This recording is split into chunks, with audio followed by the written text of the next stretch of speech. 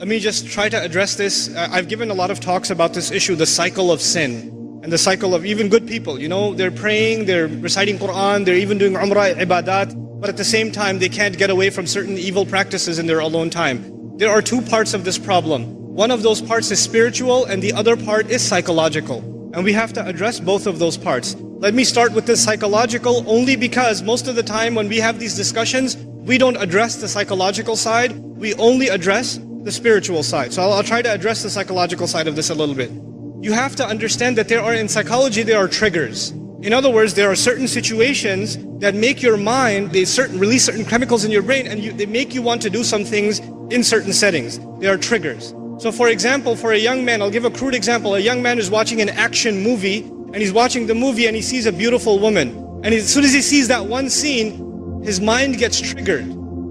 And he pauses the movie and watches something far worse. And he gets into the habit of doing that. It wasn't the movie itself, it was just that one thing that triggered it.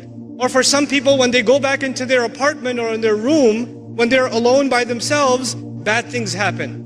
When they're by themselves. And when they're at the masjid, obviously it doesn't happen. When they're with their friends, it doesn't happen. When they're on their own, it happens. So the first bit of advice for everyone here and myself is you have to identify, when does the sin happen? When I'm by myself. Where am I when it happens? What times does it happen? And if you can identify the problem times and the problem places and the problem situations, you have to try to change those situations.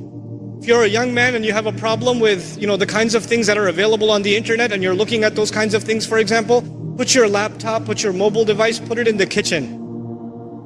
So that your mother's walking by, your dad's walking by and the mobile device, don't put it in your room. And parents, put that stuff in a visible place in the house. These screens are destroying our kids. Seriously.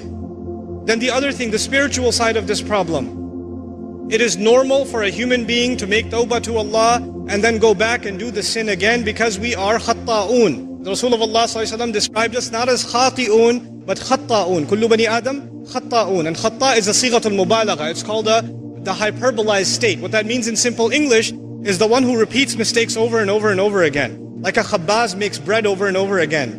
A khatta' makes mistakes over and over again. So that will happen. It's inevitable that some sin will occur over and over again. However, if in the back of your mind, the moment you made tawbah, you are already thinking about 3 weeks from now, I'm going to be doing this again anyway. If you're thinking that in the back of your head, then لَيْسَتِ التَّوْبَةِ لِلَّذِينَ يَعْمَلُونَ السَّيِّئَاتِ. Tawbah is not for people who continually do evil deeds. They've already accepted it. Allah says, وَلَمْ يُصِرُّوا عَلَى مَا فَعَلُوا. They don't insist on what they did. In other words, you have to make a serious, verbalized, conscious commitment. This has to stop. Not that one time you cry and you turn to Allah, I'm so sorry, I can't believe I did this, and you don't do it, you have to figure out a way to get away from this entirely, a serious commitment to yourself.